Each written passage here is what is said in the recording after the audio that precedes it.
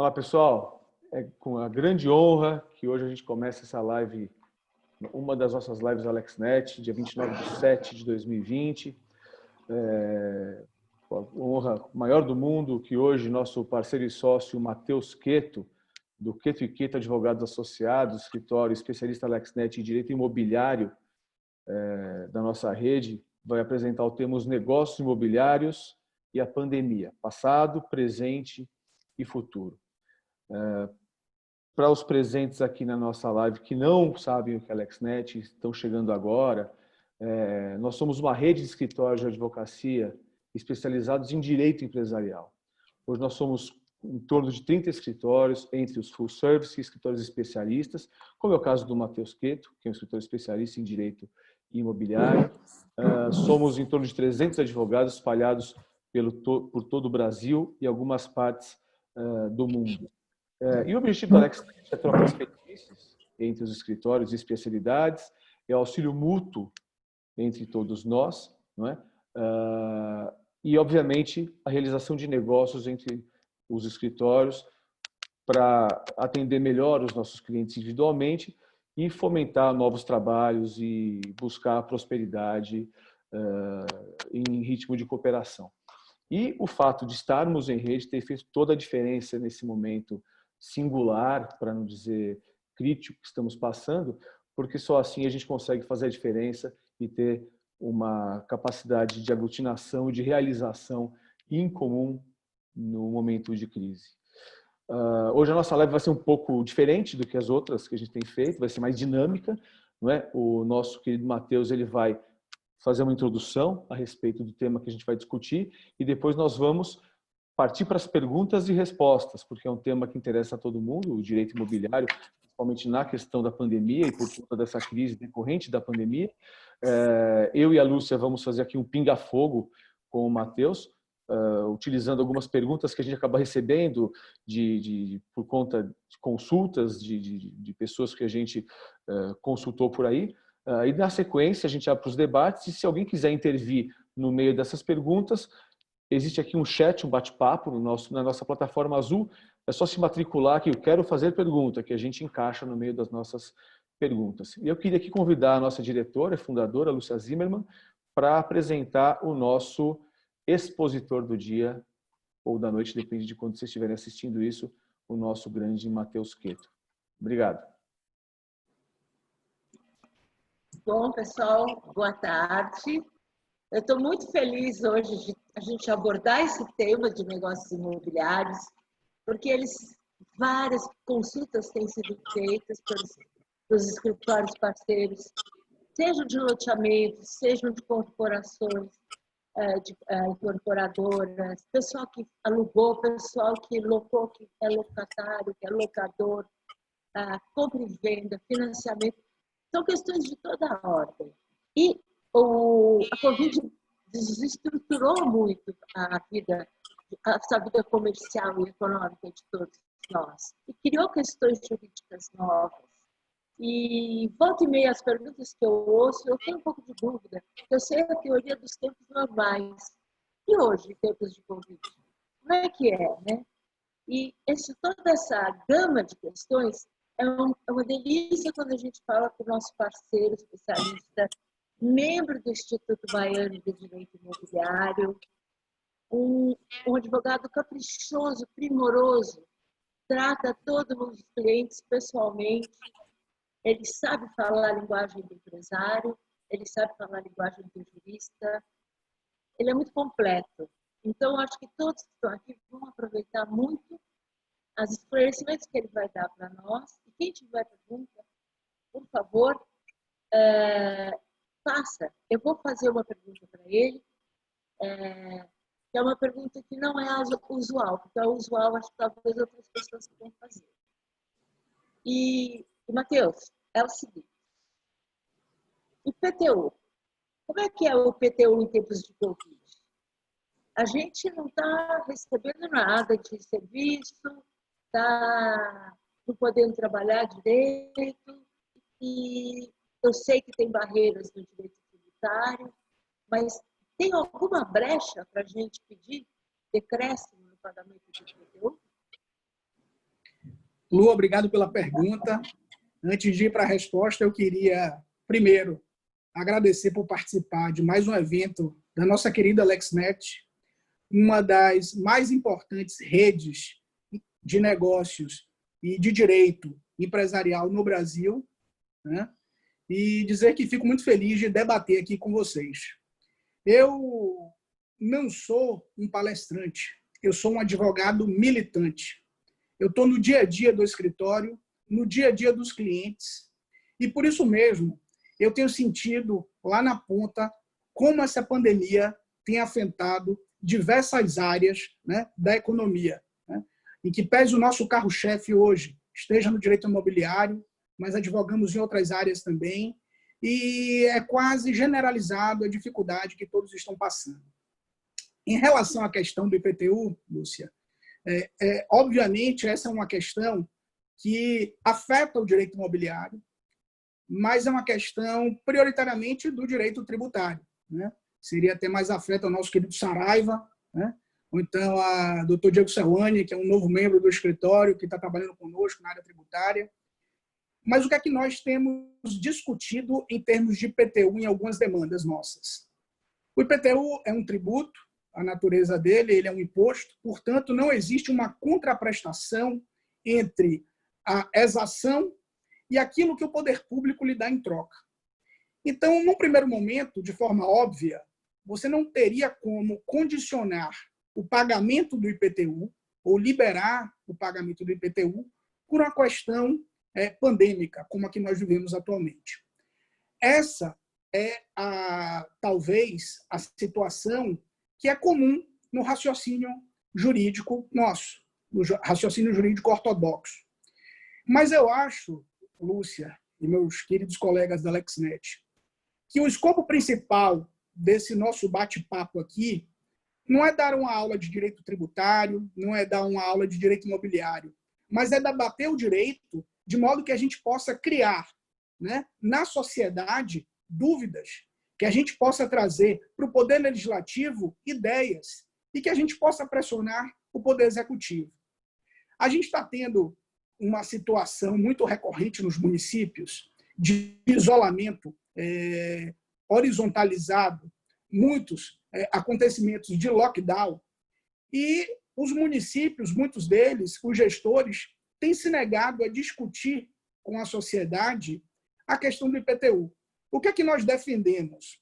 Defendemos que esse tributo precisa ser, no mínimo, diferido, conforme já tem precedentes de alguns municípios e de outros tributos, como o governo federal, diferir alguns tributos federais.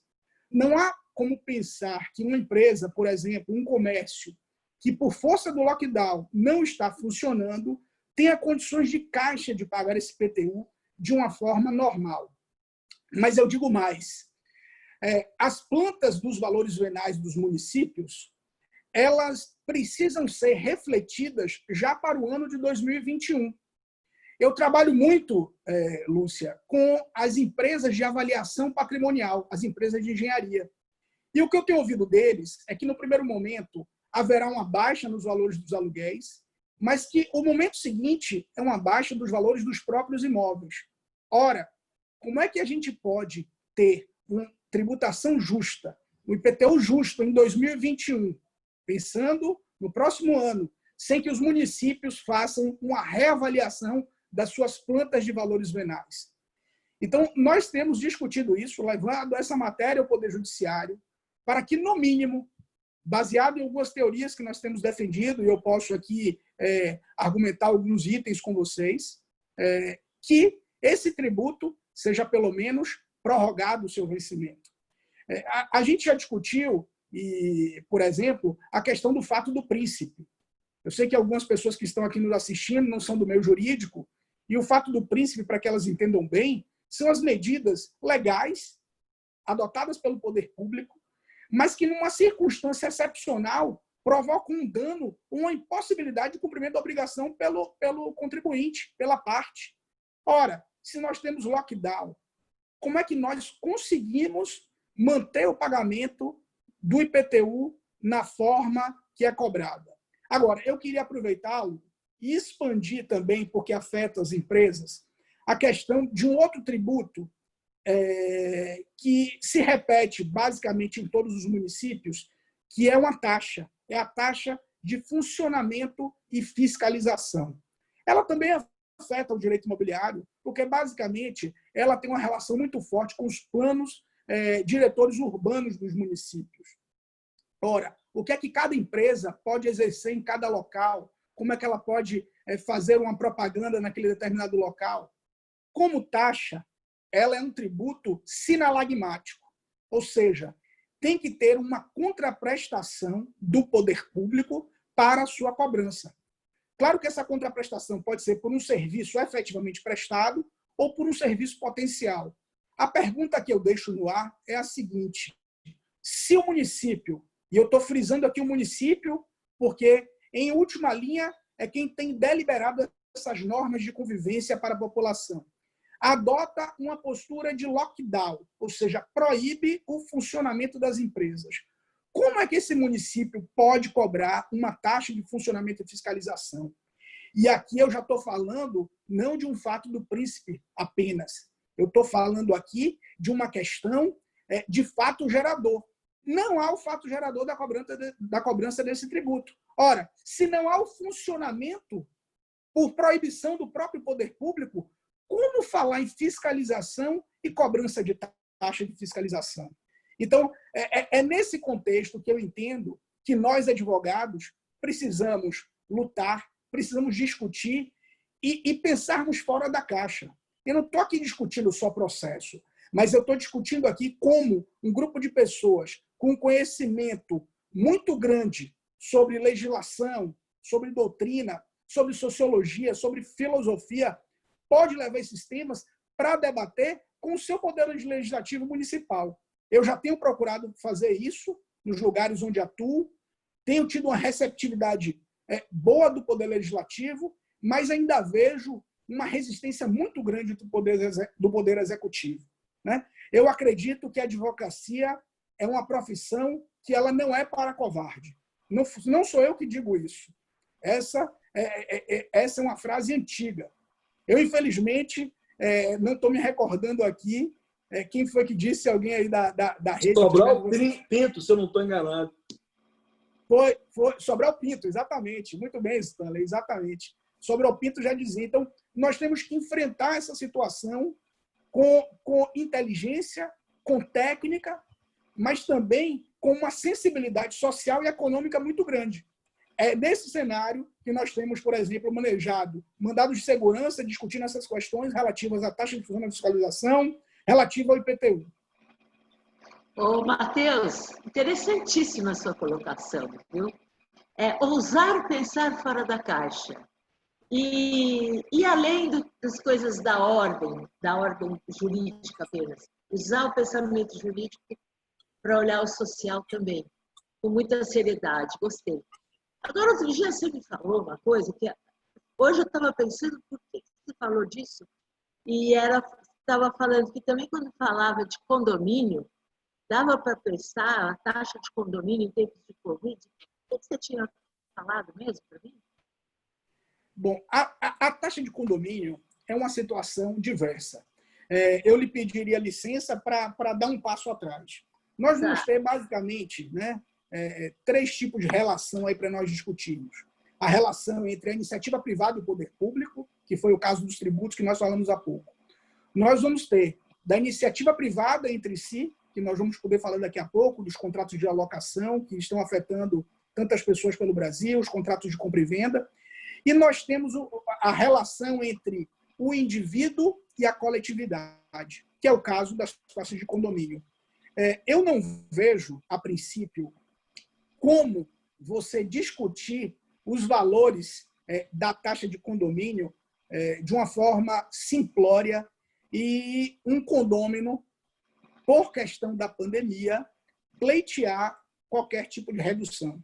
Os custos de condomínio, eles são mais ou menos fixos e elevados em algumas áreas. Mão de obra, que a gente tem que saber se aquele condomínio reduziu ou não a mão de obra. Aí entraria, por exemplo, o doutor Sérgio falando sobre a MP que foi convertida em lei, sobre redução de jornada, com redução de salário, suspensão de contrato de trabalho, nós temos as contas de água e energia, né? E a manutenção ordinária do dia a dia, com limpeza, segurança, enfim. Então, assim, na questão do condomínio, se fosse para dar uma dica para as pessoas, eu falaria para que levem a discussão para a Assembleia. A Assembleia é um órgão supremo dos condomínios e discuta se, momentaneamente, olhando a planilha de custos de condomínio, houve algum tipo de redução provocada pela pandemia, e eu já vou lhe dizer que acho difícil ter havido, pelas observações que eu já tive no dia a dia da nossa profissão, mas que leve essa discussão, que discutam a planilha de custos e veja se o condomínio tem alguma condição de ter algum tipo de redução.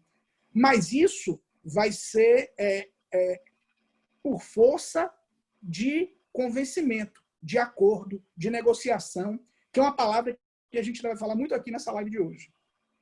Ai, obrigada. Eu sabia que tinha alguma coisa que dava para fazer, mas não era plena, né? Ela não é papum, assim. Agora, deixa eu só fazer mais uma pergunta, antes que outros façam, que é o seguinte, é ligada ao financiamento. Né? Eu tenho um cliente que ele comprou um apartamento antes da pandemia. Então, estava dentro das possibilidades dele. Agora, ele, de fato, está numa fase bem difícil, não está conseguindo pagar o financiamento. E ele fez direto com a incorporadora. Eu queria saber o seguinte, dá para desfazer o negócio, pegar o dinheiro de volta e devolver o imóvel? Qual a postura melhor que ele pode ter? Bom, a gente está falando aí, se eu entendi bem, de um contrato de compra e venda direto com o incorporador e com financiamento direto pelo incorporador, sem a intervenção de uma instituição financeira bancária. Certo? Isso mesmo. Bom, se este contrato de compra e venda foi feito seguindo os critérios legais, ele teve força de escritura pública, né? E o imóvel foi registrado, se esse contrato foi registrado, o imóvel foi transferido, com alienação fiduciária em garantia instituída em favor do incorporador credor, que faz parte do SFI e pode e tem o direito de fazer esse contrato particular com força de escritura pública, o meu entendimento é de que não há possibilidade de desfazer o negócio. Nós estamos aí diante de um negócio jurídico perfeito. Tá? O que se pode discutir, e eu não imagino que nenhum incorporador não esteja aberto à eventual discussão, é algum tipo de carência, como as próprias instituições financeiras têm feito. As instituições financeiras que financiaram imóveis têm procurado seus mutuários e proposto 60 dias, 120 dias sem o pagamento. O que é que ocorre nessas hipóteses? Não há a incidência de juros e multa e os valores que não foram pagos são englobados no saldo devedor. Eu entendo que, para quem está com problema de caixa, é uma grande solução. Agora, não há como impor ao incorporador desfazer um negócio jurídico perfeito. Tá? E aí eu acho que valeria a pena, Lúcia, falar um pouquinho, porque isso vai ser tema recorrente em quase tudo que nós discutimos hoje aqui, é que existem assim duas correntes tratando da pandemia, né, sobre a ótica do contrato. Muitos qualificam a pandemia como um caso de força maior. E eu vou falar aqui um pouco antes o que é força maior para aqueles que não são da área jurídica, obviamente. Força maior são aqueles acts of God.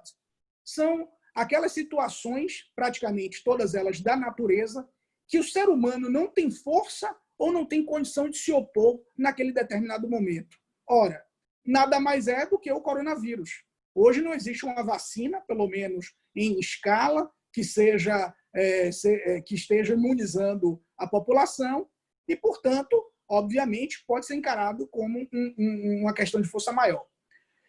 Você tem, na questão da força maior, um dispositivo do Código Civil que eu gostaria aqui de pedir licença para vocês para ler, e que ele diz o seguinte: o devedor não responde pelos prejuízos resultantes de caso fortuito ou força maior, se expressamente não se houver por eles responsabilizado. Agora, olha a letra fria da lei, o devedor. ou seja, aquele contratante que já está inadimplente.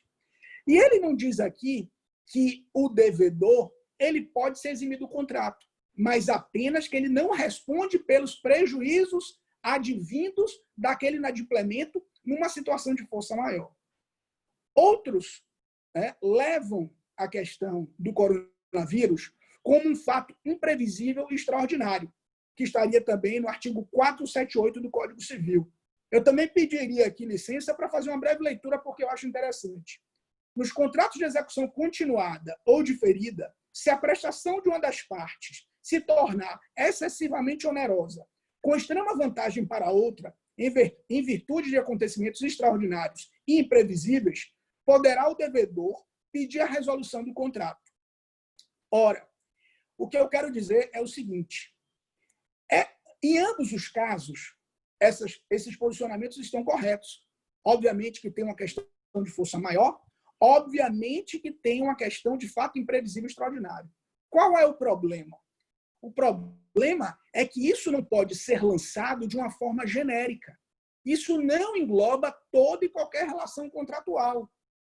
Existirão relações contratuais que elas já apresentavam problemas antes, ou situações contratuais que estão apresentando problemas agora, mas que não são oriundos necessariamente da pandemia. E que, portanto, nós não poderíamos aplicar os institutos da força maior ou da imprevisibilidade de forma genérica. Por que digo isso?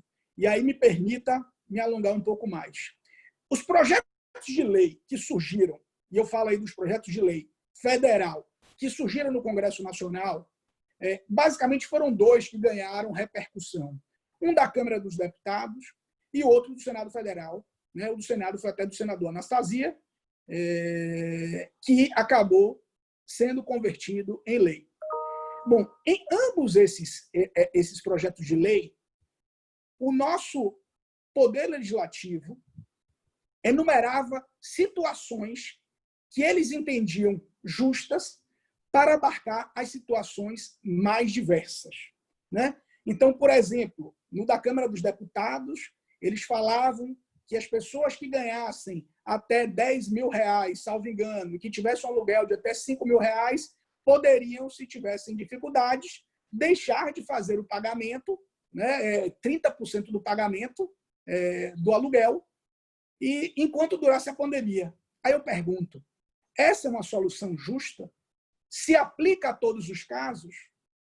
Vem o do senador Anastasia e dizia, olha, se o locatário tiver dificuldades em realizar o pagamento, pode deixar de pagar até outubro do corrente ano, e quando passar outubro, ele volta a pagar o aluguel do mês e de parcela pelos atrasados até 20% do que deixou de pagar. Bom, é uma situação justa para todos? Obviamente que não. O que é que aconteceu, tanto nessas linhas de pensamento da força maior, da imprevisibilidade, e que foram a gênese desses projetos de lei?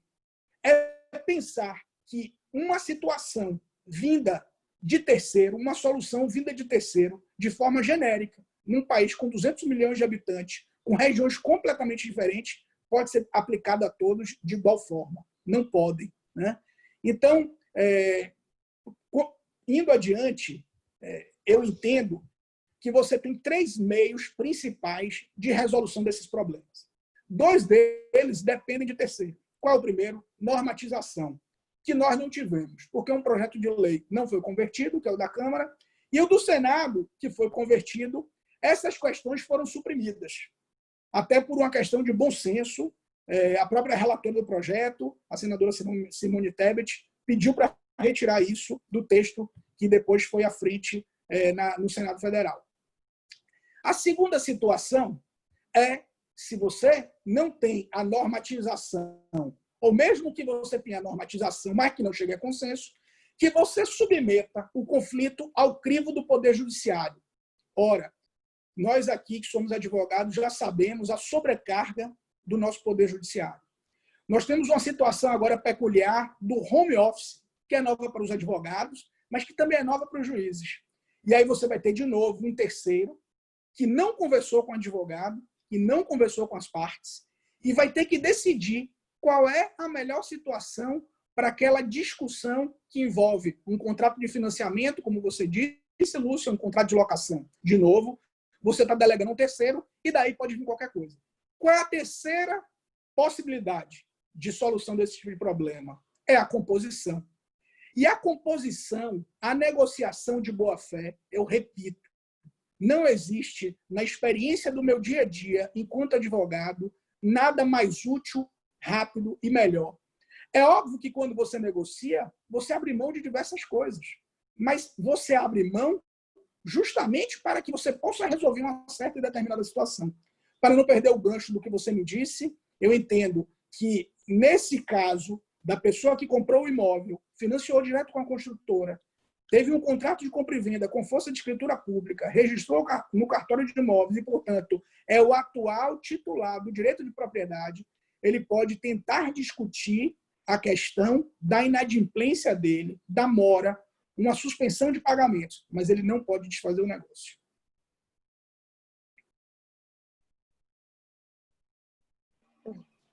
Então, quer dizer que, pelo que você falou, o que financia não pode mexer no negócio jurídico perfeito, e quem fez o contrato de locação não pode alegar a pandemia para simplesmente sair andando, parar de pagar, resolver o que vai fazer unilateralmente. O caminho para os dois é uma negociação, é isso? Não necessariamente. Em relação à forma como você pontuou a questão da locação, elas vão ter outras variáveis, não é bem assim. Olha bem o que é que eu falei. É força maior? É. Você tem uma linha que defende isso e é. É uma questão imprevisível? É.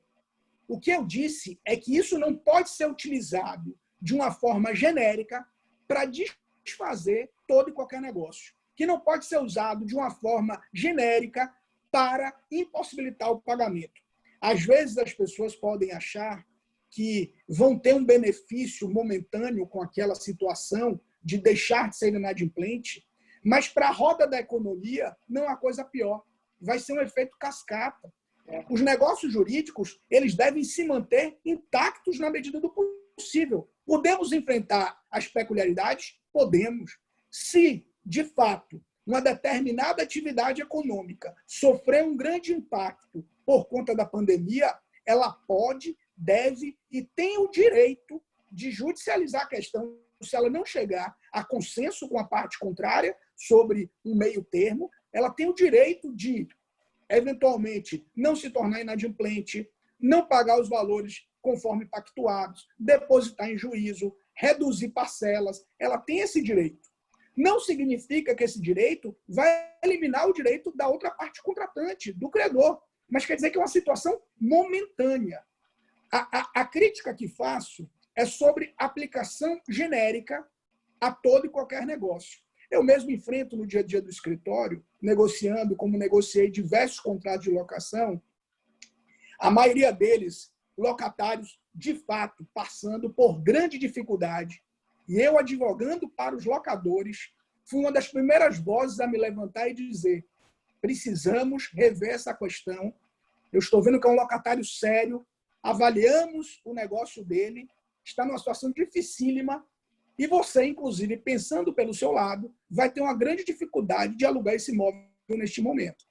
Mas já tive questões também, infelizmente, são minoritárias, mas eu tenho que dizer que existem, de negócios que estavam saudáveis, que estavam bem, independentemente da pandemia, porque algumas situações se mantiveram, outras até tiveram acréscimos, incrementos de faturamento. Eu advogo para algumas atividades, como, por exemplo, o setor de supermercado, que teve incremento de aproximadamente 30% no seu faturamento.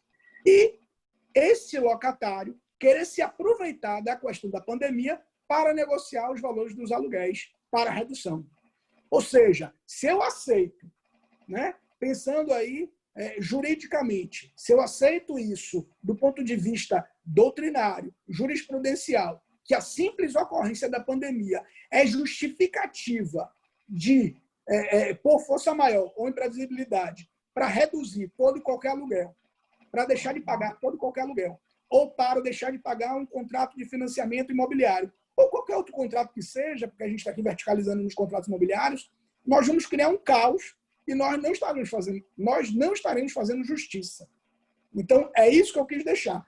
Obviamente, todos nós aqui sabemos do direito. Eu aprendi com o professor Miguel Reale que o direito é norma, é fato e é valor. Nós temos que olhar o fato. A aplicação não pode ser genérica por conta da pandemia. Essa é a minha visão.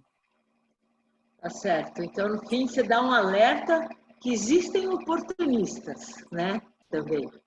Na hora de a gente se posicionar pela negociação, a gente também tem que tomar o cuidado de não cair nas mãos desses oportunistas e abrir mão do direito ou de judicializar nosso direito mais tarde.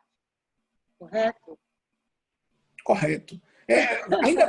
Ainda tratando da questão das locações que você levantou, e eu acho que é um tema que ele é um dos temas mais quentes do momento, né, que a gente tem enfrentado problemas o tempo inteiro com a questão das locações. A gente tem que entender que as locações prediais urbanas, porque eu acho que a maioria que a gente está tratando aqui é regulamentada pela Lei 8.245 de 91, não existe apenas um tipo de locação. Existem algumas locações típicas que têm que ser enfrentadas com as suas especificidades, por exemplo, as locações não residenciais, as locações residenciais, as locações por temporada. As não residenciais são aquelas comerciais, industriais, e nós, inclusive, temos aquelas, a BTG, que é a BTS, que é a Build to Suit, que é uma locação altamente especializada, onde o locador constrói um determinado imóvel a pedido, ordem e projeto do locatário para exercer sua atividade. Ou então, retrofita um imóvel já existente de acordo com o interesse do locatário. Você tem no valor da locação não apenas a remuneração de aluguel, mas a devolução do que foi investido. Nós não podemos enfrentar todas essas locações do mesmo modo, né? Nós temos que ver cada situação. Agora, claro que do outro lado, né, já que eu falei da questão dos direitos do locador, de não aceitar e ter o direito de que isso não seja reduzido de qualquer modo, você também vai ter situações onde, eventualmente, um locatário que tem um contrato já no término de prazo ou no início de prazo, que tem uma atividade comercial que esteja enfrentando, por exemplo, um lockdown muito firme provocado pelo poder público, ele tem o direito de querer discutir judicialmente se ele poderia rescindir esse contrato porque ficou para ele inviável manter a locação na medida em que ele não pode continuar exercendo a sua atividade, né? Então, você vai ter também esse tipo de situação. Agora, eu sei que o time da nossa vida não é o time do direito, né? Não é o time das decisões judiciais. E a gente tem ficado muito ansioso nesses tempos. Mas o meu conselho é aguardar. A gente tem que ter um pouco de calma. 2, 3, 4 meses são muito difíceis. É uma vida para quem passou 20 anos construindo um negócio e está vendo ele se esfacelar em 3, 4 meses. E eu tenho enfrentado essas situações, tenho visto com clientes essas situações, mas às vezes a tomada de decisão precipitada leva a pessoa para uma situação ainda mais difícil. Por isso que eu volto a dizer o que comecei falando, já repeti algumas vezes aqui. Boa-fé e negociação são as medidas para a solução dos problemas envolvendo os contratos em geral, e não é diferente dos contratos imobiliários nessa pandemia. Obrigada, Peto. Então, a gente tentar fazer negociação, ter boa-fé, sentir uma coisa que tem ganha-ganha, ou perde-perde, como a gente disse outro dia, fica estranho, né? Você despejar um fulano quando ele começa a ficar inadimplente. Quer dizer, essa é uma solução extrema. Você tem visto ocorrer isso? Olha, Lúcia, eu diria uma coisa que vale a pena ser refletida. Você tem diversos tipos de locadores. Você tem um locador que é uma senhorinha que tem um imóvel que complementa a aposentadoria dela. Você tem o locador que é uma pessoa que acredita em imóvel, que comprou foi poupando, passando privações, enquanto outros amigos gastavam o dinheiro, consumiam, ele poupava e transformava o seu dinheiro imóvel e vive dessa renda.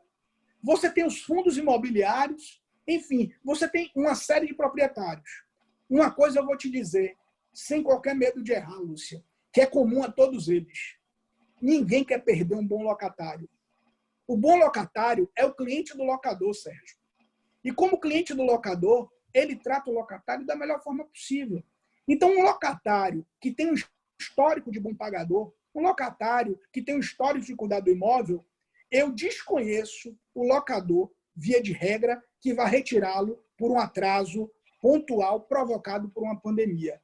Claro que isso é a regra. Já enfrentei, advogando para locatários, locadores que, se eventualmente houve uma proposta melhor e aquele contrato já está vigorando por prazo determinado, enfim, eles não refletem muito. Mas eu te garanto que é a minoria. Porque é melhor você ter um bom locatário, com a certeza que vai cuidar do teu imóvel, que vai te pagar um valor em dia, do que você sair numa aventura. Então, eu acho que, como falei, não é uma questão de simplesmente despejar e não é uma questão de impedir. Os projetos de lei visavam impedir o despejo por falta de pagamento. Eu não posso. Eu não entendo que o mandatário tenha o poder, no exercício do seu mandato, de entrar nas relações privadas das pessoas, de conteúdo econômico disponível e dizer o que pode e o que não pode ser feito. Então, eu não posso, entendo, isso é uma posição pessoal minha, eu não posso impedir o despejo pelo inadimplemento. Mas a gente tem que entender também o seguinte, que o despejo ele não é feito mano militare. Isso é vedado, inclusive. Ou seja, eu preciso acessar o Poder Judiciário para pleitear, com base nas formalidades da legislação vigente, o meu pedido de despejo. E aí eu vou entrar na questão do judiciário. Vejo com muita dificuldade que um juiz profira em determinadas situações um despejo liminar. Que não tente fazer uma composição, que não marque uma audiência, nem que seja via videoconferência. Então, o que eu estou querendo dizer aqui é que é como tudo na vida, é o bom senso. Nem a proibição do despejo, nem a blindagem do inadimplente. E dizendo que o locador sempre vai querer ter um bom locatário. Sim, ele vai criar uma ponte, né? Uma ponte mais forte para o futuro, com essa atitude mais serena, mais humana. Né? É isso que você está falando. O Jair tinha feito alguns comentários antes da nossa live, de algumas questões mais estratégicas que ele queria saber. Você quer falar agora, Jair? Pega o microfone. Desculpa aqui. Eu tenho algumas perguntas já pré-preparadas e depois a gente abre para o pessoal. Eu sei que o Sérgio tem uma pergunta para fazer, mas deixa eu colocar as minhas aqui. Depois a gente abre para o pessoal, tá bom, Sérgio? Antes de falar sobre as questões mais estratégicas, em relação a business e outros, falando sobre locação, vou colocar um exemplo prático aqui, que a gente tem visto bastante. Vamos supor que eu tenho um restaurante, tá? E a gente tem visto muito disso acontecer.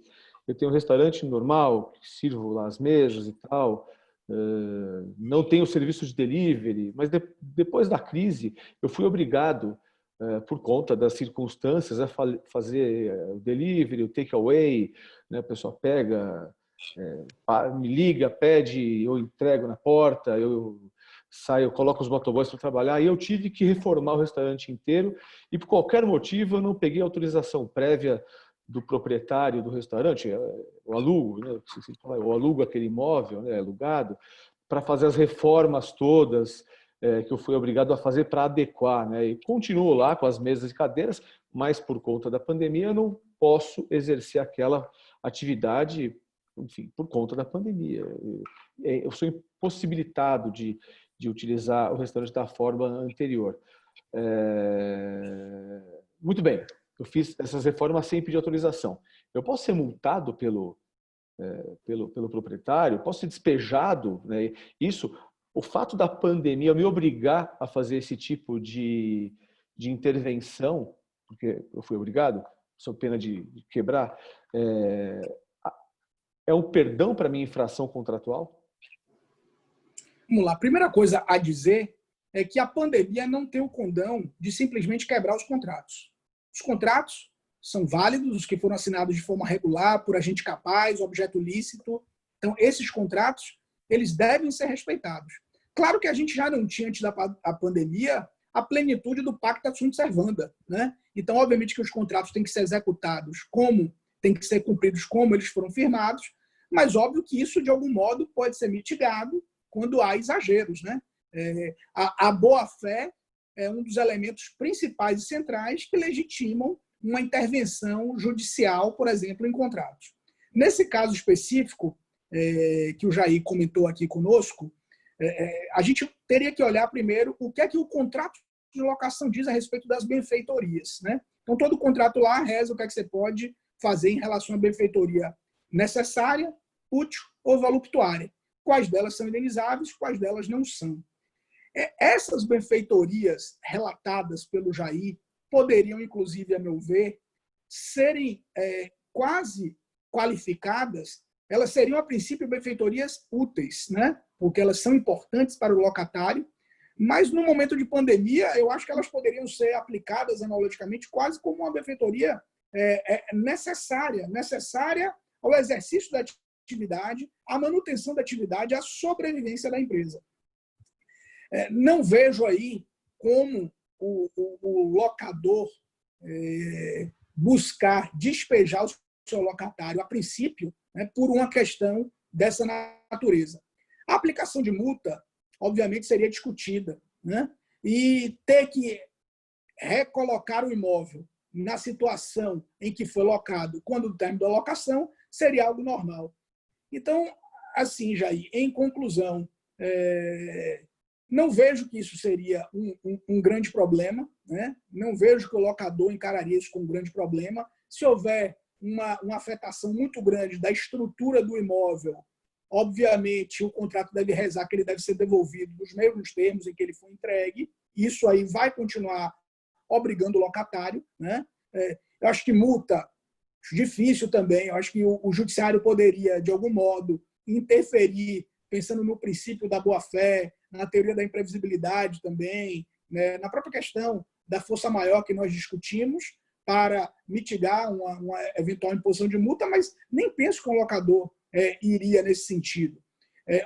Uma questão que a gente, obviamente, precisa também estar atento, já que tem muitas pessoas que nos ouvem e que podem estar em situação semelhante, é que as obras, obviamente, devem atender às exigências do poder público, ou seja, serem precedidas de alvará, de reforma, ampliação, construção, o que quer que seja, ter esse devido alvará, né, necessário, porque senão haverá autuação, tem um engenheiro responsável, dependendo do que se trate, tem um RT, anotação de responsabilidade técnica, ou um ART, né, que é o Registro de Responsabilidade Técnica, que é pela CAU e um pelo CREA.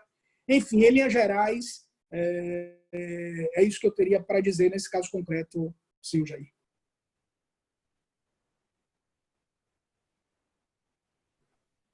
Vamos lá. Por falar em quebra contratual, o incorporador, o loteador que se compromete com prazos, né, de entrega, por conta da pandemia da Covid, o cara teve problemas lá com seus empregados, com obtenção de alvará, com obtenção de licença, corpo de bombeiros, etc., e não conseguiu entregar as chaves para os seus clientes. E aí? E as multas decorrentes disso? Eles conseguem utilizar também o argumento da Covid, o argumento da pandemia, para se eximir dessas responsabilidades? Enfim. Bom, a primeira coisa... Oi, desculpa, eu não ouvi. Nessas responsabilidades em indenizar os seus clientes? Bom, a primeira coisa a se registrar é que hoje já é uma questão superada, uma carência automática de 180 dias nas incorporações imobiliárias e nos loteamentos.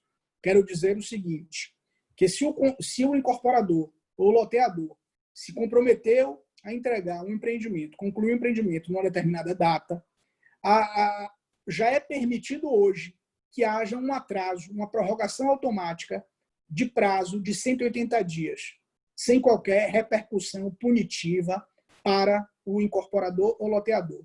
Isso é pacificado pela legislação, pela jurisprudência dominante do STJ, enfim.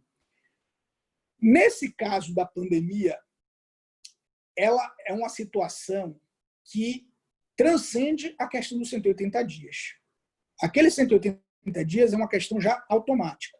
Qualquer situação anormal que seja comprovada pelo incorporador vai ter o condão de prorrogar a entrega do empreendimento enquanto durar aquela determinada situação. Para que a gente não fique preso só à questão da pandemia, imagina uma greve de prazos absurdos dos trabalhadores da construção civil, que passassem 60 dias, né, em greve, 90 dias em greve.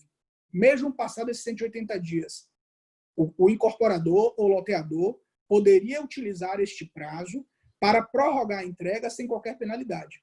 A pandemia é a mesma coisa. Aquela discussão que a gente teve no começo sobre força maior, sobre imprevisibilidade, fato extraordinário, aplicar-se-ia sem dúvida nenhuma nesses casos. Você vai ouvir algumas pessoas dizerem, poxa, mas eu vi que no material legislativo, nas normas, na lei, construção civil ficou como uma atividade essencial. É verdade, ela ficou como atividade essencial e ela, em muitos casos, foi permitido o seu funcionamento, mesmo diante do fechamento de outras atividades. Contudo, a incorporação e o loteamento são negócios jurídicos muito complexos, que demandam diversos tipos de atividades satélites. Então, imagine numa incorporação onde o incorporador precisa de determinado material ou equipamento que não chega por conta da pandemia, porque as estradas estão bloqueadas, estão fechadas, porque determinado industrial não pôde funcionar. Às vezes, detalhes pequenos atrasam uma obra. Então, tendo essa comprovação, né, de que isso impactou no transcurso da obra, sem dúvida nenhuma, pode se prorrogar a entrega pelo prazo em que essa condição perdurar, sem qualquer penalidade. Agora, eu volto àquela questão que falamos no começo. Isso tudo tem que ser provado, tem que ser demonstrado. A simples alegação de força maior, de imprevisibilidade ou de fato extraordinário não pode ser aceita ou aplicável sem uma verificação de caso a caso concreto. Tá bom, perfeito.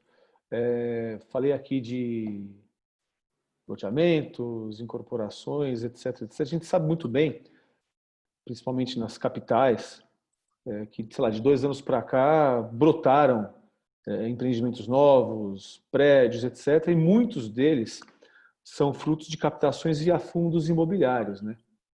Que se tornaram grandes alternativas de investimento, né? Como diferencial daqueles investimentos mais tradicionais, né? Então, atraiu muito capital de pessoas físicas, pessoas jurídicas, capital estrangeiro e tal. Por conta dessa pandemia, você que é um cara que conhece bastante essa história, não só do direito imobiliário, como também dos empreendimentos imobiliários, você tem alguma coisa para contar para a gente em relação ao cenário atual desses fundos imobiliários, como está andando, quais são as perspectivas e como o mercado está olhando esse negócio? Bom, em relação a fundos imobiliários, antes de entrar propriamente na questão levantada por você, eu queria pontuar que o fundo imobiliário é um importante veículo para quem acredita em imóvel, quer a solidez do imóvel, mas não quer ter o trabalho que o imóvel dá. Então, você tem um imóvel na sua carteira como investimento, você tem que se preocupar com coisas como manutenção, como o pagamento dos tributos incidentes, como os condomínios, né? A segurança desse imóvel. E quando você faz isso através de um fundo, você tem praticamente os benefícios sem ter essas obrigações, né? Então, nesse cenário, e aliado à nossa queda histórica da Selic, ou seja, o Brasil vive um novo momento do ponto de vista macroeconômico, né? Que a gente não está conseguindo visualizar em sua amplitude por conta da questão da pandemia, que acaba assumindo o protagonismo desse cenário. Não deveria ser assim, né? Mas, enfim. Então, hoje nós temos uma Selic que está em torno de 2,25%. O que é que isso significa? Que aquelas pessoas que tinham dinheiro guardado em aplicações de renda fixa praticamente sem risco e que muito pouco ousariam sair para empreender ou investir em algo que envolvesse risco, hoje elas precisam repensar. Porque senão, esse valor aplicado, guardado, ele não vai nem compensar a perda inflacionária. Que índices nominais, que a gente vê por aí, são uma coisa, mas que a inflação real é outra. E vai também diferir por classe social. Então, o fundo é uma opção para quem quer investir em imóvel, ter a solidez do imóvel, né? Porque no final das contas você tem um real estate por trás, e você não vai ter a necessidade de cuidar daquele imóvel, e você vai fugir daquela remuneração hoje que está ancorada com a Selic de 2,25%. Bom, nesse cenário, em um ano, nós saltamos de 200 mil para 800 mil investidores em fundo imobiliário. Esse salto foi impulsionado basicamente pelas pessoas físicas, que saíram um pouquinho da poupança, saíram um pouquinho do CDB. Hoje elas representam, Jair, para você ter uma ideia, 76% das cotas dos fundos imobiliários e 71%, Sérgio, do volume de recursos nos fundos. Hoje a gente tem algo em torno de 300 fundos com patrimônio aproximado de 100 bilhões de reais. Não é pouca coisa, não. Alguns desses números que eu estou dando aqui podem ter sofrido variação por conta dessas questões, né, da Covid. Né? O maior impacto que a gente teve até agora foi que o índice que mede os fundos imobiliários pela B3 caiu em março, aproximadamente, de 2020. Logo que começou a pandemia, ele teve uma queda absurda de praticamente 22%. Desde então, ele vem crescendo, vem diminuindo essas perdas e fechou em junho em algo em torno de 12% de desvalorização. O que foi que aconteceu do ponto de vista do investidor? Os fundos distribuíam mensalmente dividendos para os cotistas e muitos fundos pararam de fazer essas distribuições. Só que a legislação não determina que a distribuição é mensal. Os fundos faziam isso por uma política de governança corporativa e de atração de investidores própria deles. O que a lei fala é que a distribuição tem que ser semestral. Então, você ainda não tem, de março até hoje, nenhum fundo que demonstre um impacto no sentido de descumprir a legislação. E não acho que vai ser também o cenário. Um outro aspecto, pensando sobre a ótica do investidor, é que esses fundos que distribuíram reduziram a distribuição em mais ou menos 60%. Ou seja, para cada real distribuído, passou-se a distribuir 40 centavos de real. Né? Então, esse foi o cenário, né, dos fundos, da evolução dos fundos no último ano e na pandemia. Agora, a gente precisa enxergar os fundos com algumas peculiaridades. Em que pese todos que trabalhem com imóveis, com investimento em imóveis, sejam fundos imobiliários, mas cada fundo imobiliário pode ter uma especificidade. Então, você tem os fundos que investem em shopping centers, fundos que investem em lajes comerciais, fundos que investem em imóveis residenciais, fundos que investem em imóveis industriais. Cada um desses fundos vão sofrer impactos diferentes. Os fundos que investiam em shopping center foram os que mais sofreram com a crise. porque os shoppings ficaram fechados. Nos municípios onde está ocorrendo já a reabertura, em alguns lugares, as taxas de ocupação ainda são baixas, e mesmo naquele em que as taxas de ocupação já se mostram em crescimento, você ainda não tem um acompanhamento do incremento da receita dos lojistas e da recuperação dos aluguéis desses shopping centers. Na minha visão, né, enquanto advogado do mercado imobiliário, que trabalho também apoiando, já apoiei na estruturação de alguns fundos imobiliários sobre a ótica do direito real, sobre a estruturação da operação que ali vai se investir, se é uma incorporação, se é um loteamento, enfim, se é um fundo especializado em build-to-suit, eu entendo que continua a ser um investimento importante para a economia e um investimento que vale a pena para diversificação de carteira. Agora, obviamente, eu sou um advogado, eu não sou um investidor e não sou um conselheiro financeiro. Aí cada um pode procurar o seu banco, as suas corretoras, mas do ponto de vista de solidez e segurança, é um veículo que fornece todos esses elementos para os seus investidores. E mais, me permita, Lúcia, complementar. Os fundos também precisam ser vistos pelos empreendedores, pelos incorporadores e pelos loteadores. Não apenas pelos grandes, mas pelos médios. É uma forma, é um recurso onde o empreendedor ele não é devedor, ele não é tomador de um dinheiro, ele é parceiro de um sócio investidor.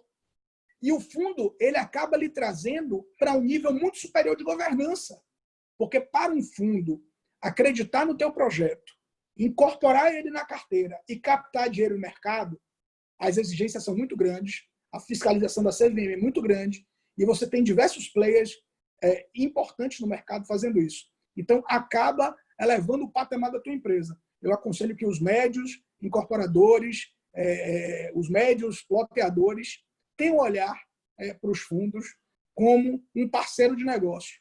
Então, veja que nós temos dois lados. O lado de quem quer investir e o lado de quem quer empreender. Eu entendo que os fundos aproximam esses dois mundos. Perfeito, Matheus.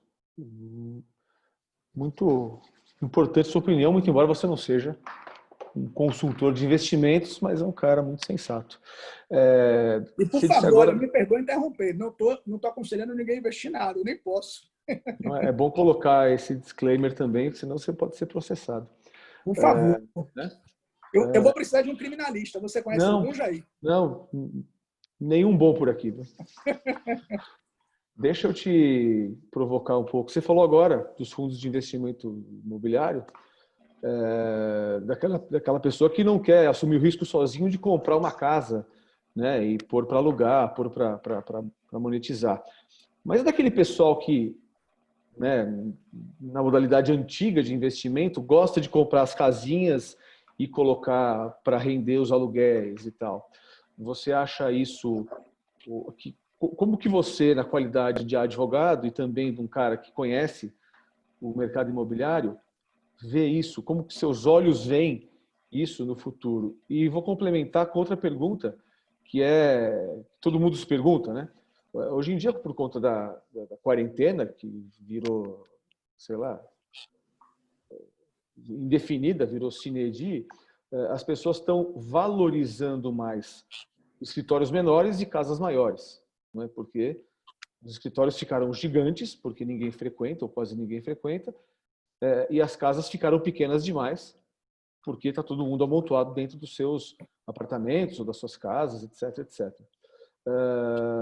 Você acha que a tendência, obviamente, dentro da sua vivência, né, com seus clientes, que são empreendedores, que são construtores e players do mercado imobiliário, a tendência é que isso vire, né, que isso passe a ser não gosto muito dessa palavra, um novo normal, né, que as pessoas, os empreendimentos passem a ser escritórios reduzidos e casas mais confortáveis? Então, são 2 perguntas em uma. Eu vou começar pela última, então. E vou pegar carona no seu sentimento. Eu também não gosto dessa palavra novo normal. Eu nem utilizo ela. Estou repetindo aqui para efeito de argumentação.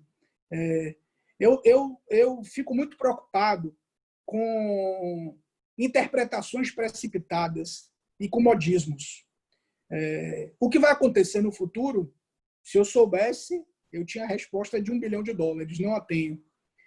Então, eu entendo que existiam movimentos no mercado e que esses movimentos, de algum modo, eles foram potencializados pela pandemia.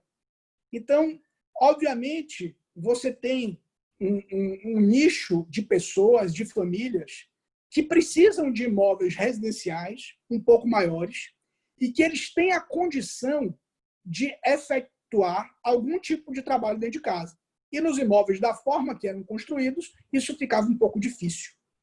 Né? Você tem uma empresa que eu admiro muito, que eu aconselho vocês depois darem uma olhada, chama Urban System.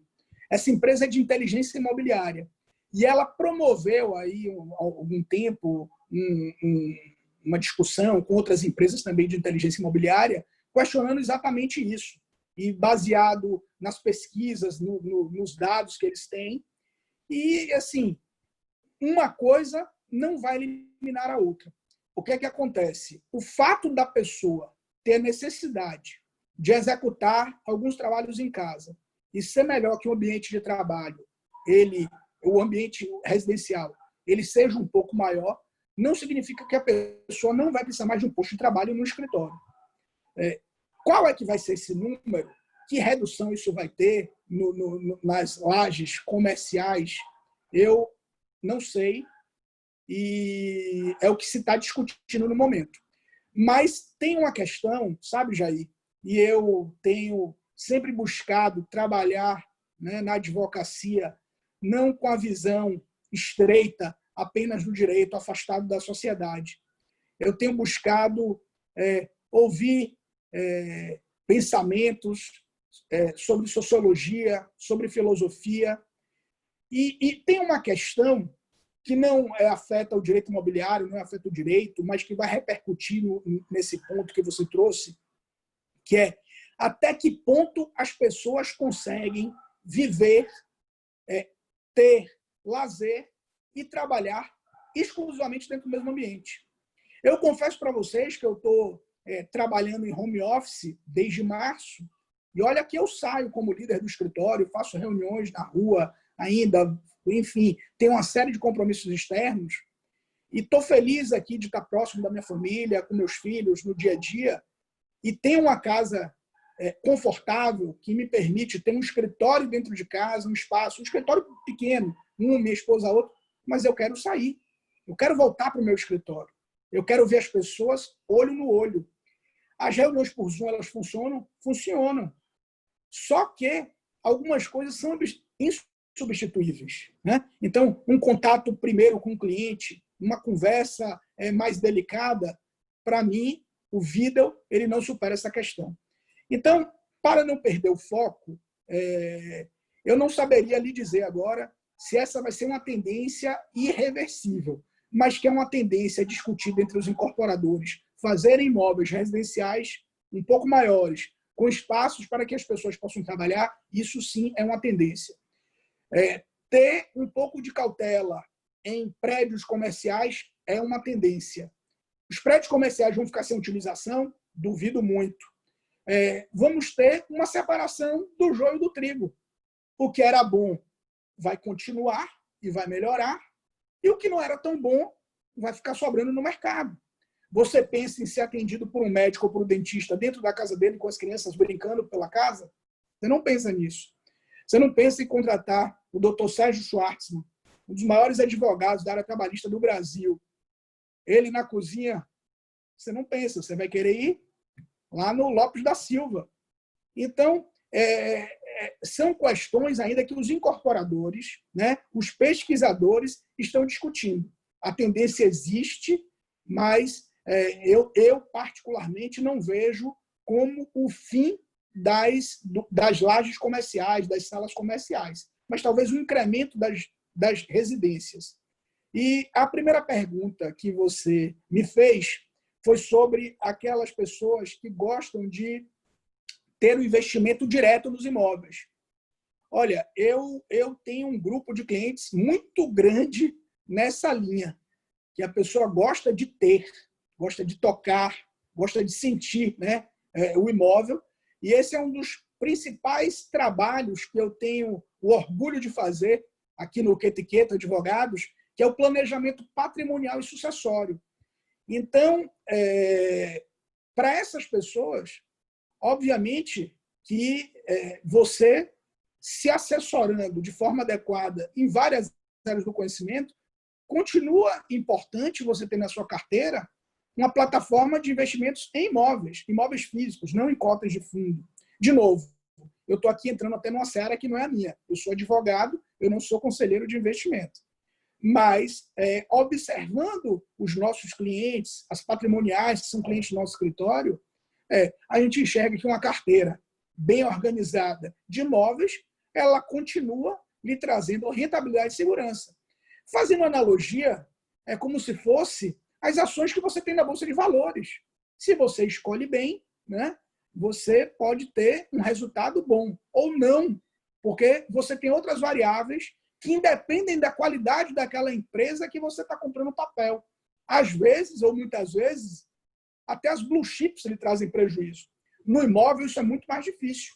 Um imóvel bom, bem localizado, é um imóvel que, muito provavelmente, vai lhe trazer frutos por um grande período de tempo e que vai lhe trazer a possibilidade de liquidez se você tentar alienar ele em algum momento. Eu sou um entusiasta dos imóveis, né?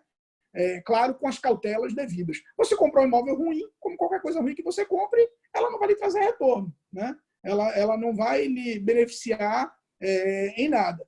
Então, essa é uma posição minha pessoal. Agora, para quem escolhe ter uma carteira de imóveis físicos, a depender do número de imóveis, e se a pessoa não tem apenas aquela atividade, mas ela tem outras atividades, é importante que ela se organize. Então, qual é o veículo adequado para eu ter meu imóvel? E para fique claro para todo mundo aí, Lúcia, sobre quando eu falo de veículo, do que é que eu estou tratando, se é uma sociedade empresária limitada, é uma sociedade anônima, eu vou fazer um fundo exclusivo, eu vou fazer um fundo imobiliário com fundo exclusivo da minha família, então eu vou procurar assessoria de um player que está autorizado pela CVM, mas eu nunca vou abrir mão do meu advogado para me aconselhar, desde a aquisição do imóvel. Aí eu vou até pedir vênia para fazer um parêntese. Me lembro que quando escrevi para a LexNet o livro sobre direito imobiliário, tive grandes discussões com o Sérgio e discussões que englobavam a área trabalhista e as preocupações trabalhistas para a aquisição do imóvel. Lembra, Sérgio? Isso foi interessantíssimo. Lembro. Porque quando nós começamos, eu ficava pensando, poxa, como é que a gente vai fazer? E Sérgio foi brilhante e demonstrou como, dentro do processo de due diligence, né, da aquisição do imóvel, o direito do trabalho é importante. Então, esses clientes nossos, né, de nós, advogados, parceiros, sócios da Rede LexNet, eles podem e devem continuar investindo em imóvel, mas se assessorando para colocar esse imóvel num veículo adequado, adquirir esse imóvel da forma adequada, sem que venha vícios jurídicos nesse imóvel que possam prejudicá-lo depois, mas o restante é saber investir bem.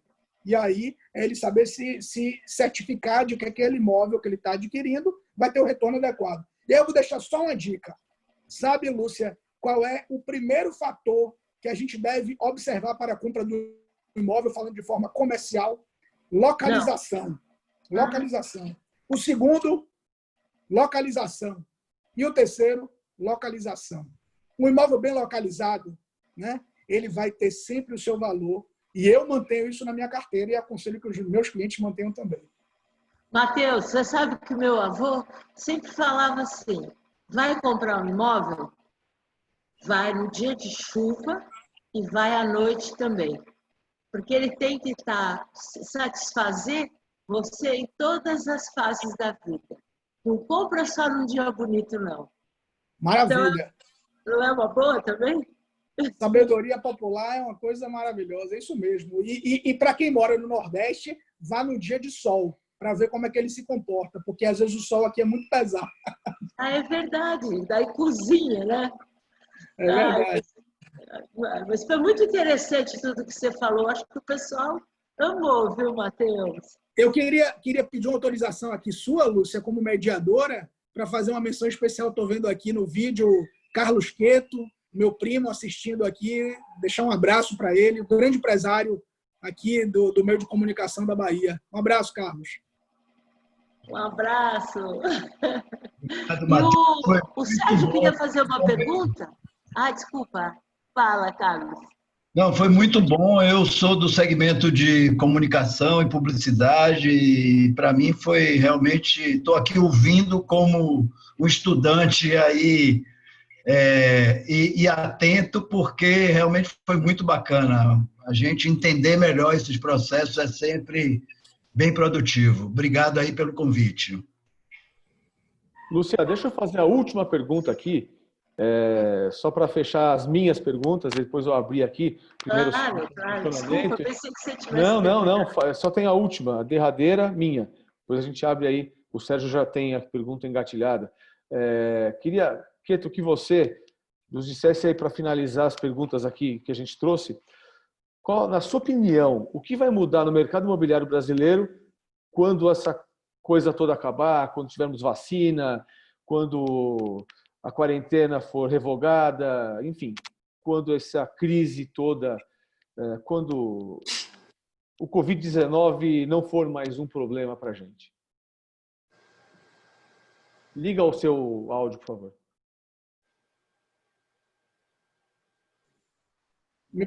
Perdão, não tinha visto. É só isso que você quer saber? Não é nenhum exercício de futurologia. Eu quero saber, na sua opinião, né, como que o mercado imobiliário, qual será a realidade do mercado imobiliário pós-pandemia? Na sua opinião. Bom, essa é a pergunta de 100 milhões de reais que outros fundos imobiliários têm investido. Né? Bom, como eu falava, talvez seja complementando a minha última fala, Jair. Eu não gosto muito de interpretar os cenários, né, num curto espaço de tempo, premido por uma circunstância tão difícil como é a pandemia. Pelo que eu venho ouvindo no mercado imobiliário, pelo que eu venho observando, o mercado tem enfrentado razoavelmente bem a questão da pandemia. Eu tenho visto lançamentos, né, acontecendo, boas vendas nos lançamentos. Uma das maiores construtoras do Brasil, que é a MRV, tendo sucesso numa classe econômica que é a classe C, né? Tendo muito êxito nas vendas e nos empreendimentos. Vejo que essa questão da ampliação das residências é algo muito debatido nos incorporadores, né? Bem debatido, mas sem afastar também da discussão os imóveis menores e bem localizados. Como eu falei para a Lúcia, localização é a circunstância primordial de um empreendimento imobiliário. Então, você, nos grandes centros urbanos, onde você pode evitar o deslocamento, você evita, e não necessariamente você acaba tendo um terreno que lhe permite fazer um empreendimento muito grande. Então, já o meu olhar, eu acabo sempre buscando ser, e sou, um otimista com o pé no chão. Né? Uma determinada hora, essa pandemia vai passar. Não é a primeira vez que a humanidade enfrenta essas dificuldades. Né? Nós já tivemos a gripe espanhola, a peste negra, guerras mundiais, mortes aos milhões, e a humanidade ela passou por isso. Eu vejo como uma grande diferença desse momento esse veículo que a gente está falando aqui agora, a internet. Por quê? Porque a internet deu voz a toda e qualquer pessoa. Então, antigamente, quem não tinha muito o que dizer, Quem não tinha conteúdo para falar, falava para poucos. Hoje, fala-se para muitos. E, às vezes, criam-se situações, nervosismos, ansiedades, que poderiam ser evitados, né? Essa resposta ela é ampla, reflete um pensamento meu, pessoal, né? Muito peculiar, mas eu fechando com a questão dos negócios imobiliários, eu tenho visto na prática, no meu dia a dia de trabalho do nosso escritório, clientes aproveitando dos baixos valores que existem hoje aí, porque existem oportunidades, né, para reforçar, né, seus estoques patrimoniais, sejam através de compras de terreno, sejam através da compra para projeção de novas unidades no futuro, aproveitando os baixos preços, né? Você tem também uma questão de câmbio, onde eu tenho visto estrangeiros se aproveitando da mudança do câmbio, mesmo nessa situação pandêmica. Então, assim, enquanto muitas pessoas ficam influenciadas pelas más notícias da pandemia, você tem um grupo que, obviamente, não deixa de tomar os cuidados necessários, de dar importância às questões de saúde, mas que está com equilíbrio, com a cabeça no lugar, fazendo bons negócios. Então, você vendo esse câmbio hoje que nós temos comparado a dólar, a euro, nós temos diversas oportunidades para os investidores estrangeiros e eles têm aproveitado. Eu tenho assessorado alguns nesse sentido e tenho visto que há uma confiança no day after. Então, se eu pudesse deixar aqui uma mensagem para você em relação a essa pergunta, tenham fé, tenham esperança, acreditem, vai passar. E quando passar, quem teve mais resiliência, quem teve mais calma, vai conseguir superar as dificuldades mais rápido. Obviamente que dificuldades todos nós temos. Agora, não adianta se desesperar e continuo acreditando que o mercado imobiliário, os negócios imobiliários são muito importantes para a economia, sob o ponto de vista de mão de obra, principalmente num país como o nosso, do ponto de vista de investimento, né, e de formação de lastro patrimonial.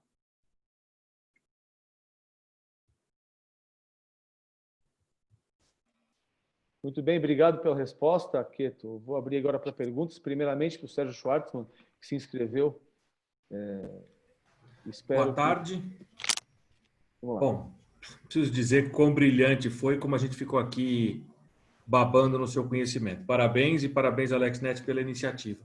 Queria voltar um pouquinho lá no início do que você falou, quando você falou da questão dos condomínios, por exemplo, que você falou que, e eu concordo com você, quer dizer, o custo muitos deles são fixos, mas, por exemplo, eu vejo uma coisa que me parece razoável, eu queria a tua opinião, sobre, por exemplo, fundo de obra, fundo de reserva de condomínios, que são valores que poderiam ser negociados. E aí você falou, chame uma assembleia. Não seria uma questão muito demorada, uma eventual assembleia? Teria alguma... A minha pergunta essa é uma hipótese de tentar reduzir um pouco esse custo. E 2, uma hipótese sem a assembleia, tentar uma negociação de alguma outra maneira? Essa era uma pergunta. E a outra questão, só quando você falou muito sobre a questão dos aluguéis, o locatário de boa-fé, eu não tenho a menor dúvida do boa-fé, mas você, en passant, falou, né, da velhinha que tem o seu único imóvel. Quer dizer, que esse é uma questão muito relevante. Eles não pode ver só o lado de um ou só o lado de outro. Claro, um grande grupo que aluga inúmeros imóveis é uma coisa, mas a pessoa que vive daquele imóvel, se você autorizar que um não pague, o outro não vai virar uma cadeia que não permite que ele receba para pagar suas próprias contas. Então, era só para falar um pouquinho sobre esses dois temas. Obrigado. Eu que agradeço, Sérgio. Ter sua audiência, para mim, é uma alegria e uma honra. Você sabe o quão querido você é por mim e por toda a AlexNet. Obrigado. Bom, aliás, eu esqueci de agradecer os imerecidos elogios que você me fez aí da nossa troca de figurinhas. Foram muito interessantes mesmo, mas essa história do brilhante talvez seja só por conta disso aqui. Muito obrigado, e a recíproca é verdadeiro o carinho que eu tenho por você, admiração, e acho que todos da rede, sem dúvida nenhuma. Olha, em relação à questão que você pontuou do condomínio, veja, a Assembleia é o órgão soberano. Se a Assembleia não deliberar sobre isso ou negar isso, só existe um caminho, a judicialização. E eu não vejo, aí é uma posição minha, eu não vejo como o juiz interferir num condomínio onde uma assembleia deliberou pela não redução dos valores, por exemplo, né, de forma soberana, e o juiz interferir numa coletividade para determinar a redução. Eu acho que é muito mais uma questão de bom senso, uma questão de mediação. Talvez judicializar para tentar mediar, né? A gente, inclusive, tem discutido, eu vi algumas discussões no Instituto Baiano de Direito Imobiliário sobre a criação de câmaras de mediação e arbitragem imobiliárias para tentar apoiar na resolução desse tipo de problema. Agora, é o que eu lhe falei, sem uma deliberação da Assembleia, que é o órgão soberano, ou seja, se os meus vizinhos são condôminos comigo, existe uma convenção de condomínio, um regimento interno, eles, de forma majoritária, são contra essa redução, como é que eu vou obrigar, via Poder Judiciário, que isso ocorra? Vai ser aí, amigo, uma questão realmente de convencimento. Ó, vamos superar o fundo de reserva esses tempos, vamos passar três meses. Talvez eu tenha, desculpa te interromper, talvez eu tenha me expressado mal. Claro, se a Assembleia disser não, eu não vejo nenhuma forma de...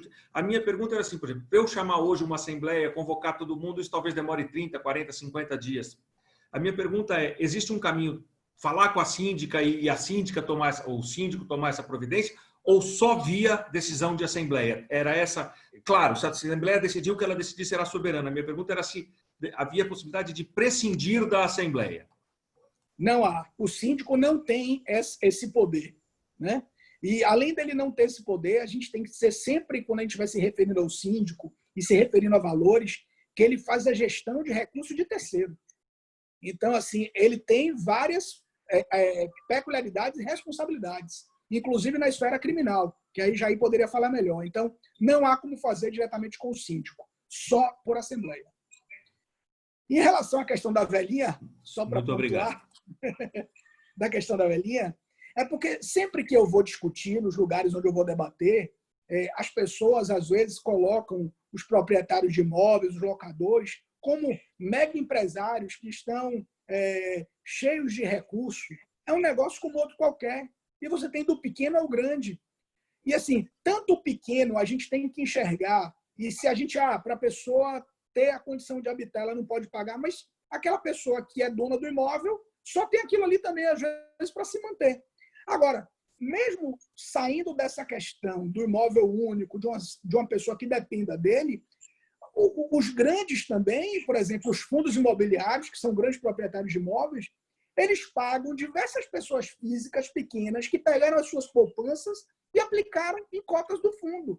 Então, não há simplesmente como falar, olha, a moratória está instituída, vamos deixar de pagar. Isso o direito brasileiro não alberga, em nenhum lugar o direito onde nós temos um sistema constitucional democrático alberga. Satisfeito, Sérgio? Muito mais do que satisfeito. Muito bom. Estou assim, admirado com tanta clareza e tanto bom senso na resposta. Muito obrigado mesmo. Depois o que tu fala que não é palestrante, não veio da aula. Mentira. Cara, muito modesto. Queria passar a palavra para o nosso amigo Stanley Frazão, que se inscreveu aqui para fazer uma pergunta. Vamos lá, Stanley, a palavra é sua. Olá a todos de novo. O Matheus, ainda bem que foi gravada e eu vou ter a oportunidade de assistir a sua aula de novo. Porque realmente você deu foi uma aula, quase uma aula magna aí sobre o assunto. E você foi bastante... a sua palestra foi bastante interessante, porque você passeou por vários temas aí do direito imobiliário, inclusive dos fundos. Mas tem uma questão que você falou aí sobre localização, repetiu localização 3 vezes, e claro que localização ela muda de acordo com o tempo. Às vezes, por exemplo, o centro de São Paulo era uma coisa fabulosa, e hoje o centro está esquecido. Os centros das grandes capitais estão esquecidos. Mas eu não quero falar desse problema, eu quero falar do problema atual que o Covid está trazendo dentro da divisão dos pensamentos dentro das nossas sociedades de advogados. porque as gerações são diferentes. Você tem aí uma distância, às vezes, de 30, 40 anos dentro da sociedade, entre o mais novo e o mais velho, e muita gente gostou de trabalhar em home office. Nos primeiros 15 dias, eu fiquei completamente desorientado, ia para o escritório, mas consegui me reconfortar na minha casa, no meu escritório dentro de casa, remontei tudo e estou feliz aqui dentro. Mas quero voltar para o escritório. Mas muitas pessoas, eu já ouvi dizer e já me falaram que querem continuar em casa. Essa migração híbrida, vamos chamar assim, e o próprio deslocamento desses escritórios que vão ficar grandes, o meu, por exemplo, tem 1.000 metros quadrados. Você imagina se a metade quiser sair. O que eu vou fazer com uma estrutura desse tamanho? A minha pergunta é essa. O que pode ser feito para poder minimizar essa situação que certamente vai acontecer? Bom, Stanley, é uma pergunta clara, mas complexa, né? Que a resposta é bastante complexa. Eu estou no seu time, eu estou em casa, mas eu quero voltar para o escritório. E tenho na minha equipe, que não é tão grande quanto a sua, que tem 1.000 metros quadrados de área, né, de utilização, mas eu tenho muitas pessoas da equipe que estão confortáveis em casa e não querem voltar. A gente tem algumas situações a pontuar em relação ao teu comentário. A primeira é o seguinte: bom, se os escritórios de advocacia, outros escritórios, né, e aí eu vou falar de direito imobiliário, negócio imobiliário e de imóvel, eles determinam essa redução de tamanho de estrutura física porque uma parte da equipe vai trabalhar de casa ou porque ele vai fazer um sistema de rodízio, obviamente que você vai ter aí, num primeiro momento, uma situação de ociosidade de imóveis. E o quê? Queda de preço de valor de venda, queda de preço de locação, né? Se o imóvel onde é o seu escritório é próprio, você ou vai alugar para um terceiro, ou vai tentar vender, ou vai deixar ele fechado. Se ele for alugado, imediatamente você vai tentar devolver para tirar esse custo fixo, né, da conta do seu escritório. Agora, é o que eu falei, acho que foi para o Jair. Eu não sei se essa mudança, né, de home office ela afeta as gerações de forma diferente e assim, as pessoas estão num curto período de tempo, de 4 meses, né, por enquanto, nessa situação e estão se sentindo confortáveis, mas se isso será mantido a longo prazo. E aí a gente não está aqui numa discussão jurídica, a gente está numa discussão filosófica. Eu vi outro dia essa discussão por alguns filósofos e eles dizendo o seguinte: olha, uma coisa é um cara solteiro, uma moça solteira que tem o espaço dele ali e tal e vai compartilhar ele mesmo a casa com o trabalho dele. Outra coisa é uma família estruturada, marido, esposa, 2, 3 filhos, cachorro, funcionários. Como é que isso funciona? Por mais que você tenha um espaço em sua casa, e eu tenho, como comentei, mas o meu filho mais novo chega lá de 10 em 10 minutos, papai, ele não está aqui agora porque eu deixei a babá de sobreaviso ali, ele está numa parte da casa apenas, entendeu? Que a mais velha entende, mas o menor não entende. Então, assim, do ponto de vista filosófico, sociológico, até que ponto isso é saudável a pessoa não tem uma distinção do ambiente domiciliar de relaxamento da mente e do ambiente de trabalho. Aí é uma situação minha, eu acho que o fato das gerações ele repercute muito, como você falou. Eu tenho 40 anos, me considero muito jovem, mas eu não estou na geração dos 20. E, assim, para mim, a volta para o escritório é premente. Eu posso até, como já fazia antes, executar alguns trabalhos de casa, mas me agrada a questão do escritório. Então, assim, pensando agora no direito imobiliário e nos negócios imobiliários, eu acho que, de algum modo, as placas tectônicas elas vão se ajustar. Obviamente que os melhores imóveis eles vão se manter e os que tiverem as suas dificuldades, as suas peculiaridades, os pontos mais negativos? Não. Você falou dos centros urbanos. Eu acho uma coisa interessante. Quando eu viajo, eu sempre gostava, hoje é muito difícil, porque quase não tem, mas eu sempre procurava um jornal para ler e ir nos classificados, para ver os imóveis. Então, eu ia para os Estados Unidos, olhava os imóveis, tentava na Europa, olhava os imóveis, só por curiosidade, ter ideia de quanto é que era o valor do imóvel, qual era o valor do aluguel, onde é que era. E fui vendo nas viagens que as cidades elas começam de um marco zero, vão se expandindo, esse marco zero ele perde valor, acaba ficando abandonado, as pessoas vão morar cada vez mais distante do centro, mas daí um determinado momento, há um movimento reverso, onde o centro começa de novo a se reflorescer. Né? Tem algumas pessoas que chamam isso de gentrificação. Eu detesto esse termo. Ou seja, eu não posso falar que a melhoria de um ambiente, de um espaço urbano, vai prejudicar.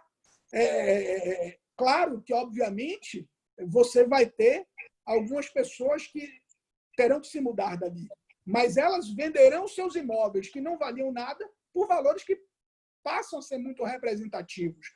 Então, acaba sendo um ciclo virtuoso para todos. Agora, saber se o impacto desse home office que você comentou vai ser tão extremado que as salas comerciais vão diminuir sobremaneira, eu não sei. E se perguntar o que acho que não vai ser dessa forma, porque você vai ter uma série de outras atividades, e mesmo a advocacia, que não tem como perfazer 100% dos seus trabalhos em casa. Ô Jair, me permita uma observação aqui. Eu vi agora o nosso querido amigo Fábio Rogério. Sim, quero mandar tá aqui. um abraço fraternal para ele, meu querido amigo, querido parceiro. Tem um escritório aqui na Bahia, trabalhamos juntos em muitas coisas. Então, assim, rendo minhas homenagens a você, Fábio. Grande abraço, amigo. Bem-vindo, Fábio. Fábio Rogério é coisa nossa. Querido, obrigada por estar aí com a gente, viu? Muito bem. Deixa eu ligar o microfone. Boa tarde a todos. Boa tarde. Obrigado, Quieto. Obrigado.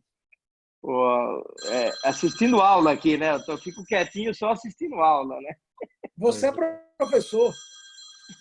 Sei. Tá joia, meus amigos. Parabéns. Valeu. Vamos lá. Alguém tem mais perguntas a fazer para o nosso grande mestre Queto? Acho que não, né? Lúcia, eu acho que cabe a você agora render nossas homenagens aí em nome da LexNet ao nosso grande amigo e sócio, Matheus Queto, que, diferente do que tinha dito, é um grande palestrante, um grande professor, é um grande mestre em direito imobiliário. Se eu soubesse, tinha colocado até paletó e gravata para fazer entrevista. É verdade. Era para pôr roupa de advogado antigo hoje, viu? Vocês são nobres hoje. Queto, querido, eu só posso te agradecer. Foi espetacular a sua fala. Cada meandro do que você falou, carregado de sabedoria. E acho que nós todos crescemos muito ouvindo você hoje aqui. É uma honra ter você como parceiro, viu? Eu queria agradecer muito a você e a cada um dos nossos colegas que estiveram presentes, prestigiando esse nosso querido parceiro e aproveitando esse saber que ele tem, que é especial mesmo. Obrigada a todos, obrigada a você, Queto. Presidente querido, obrigado por tudo aí, pelo apoio grande que você sempre dá. Fábio, Sérgio, todo mundo, Guilherme, Rafael, Lucas, todos foram muito bem-vindos e apareçam sempre. Um beijão para todos. Obrigado, Lúcia. Beijão para você. Eu queria também agradecer a presença de todos vocês. Grande honra falar com você, Queto, ouvir as suas palavras, a sua experiência, seu conhecimento jurídico e de mercado. Foi assim espetacular poder aprender um pouco mais sobre algumas coisas que a gente conhece só de ouvir falar. Queria agradecer a presença de cada um de vocês que estão aqui com a gente e dizer que a nossa live vai subir oportunamente para nosso canal do YouTube, LexNet Lives, e provavelmente, se nada der errado, e não deve dar, se Deus quiser, quarta que vem a gente vai ter mais um encontro com mais um assunto de grande interesse aqui para nosso grupo e para o mundo jurídico. Obrigado a todos, grande beijo no coração de vocês. Obrigado. Abraço. Abraço.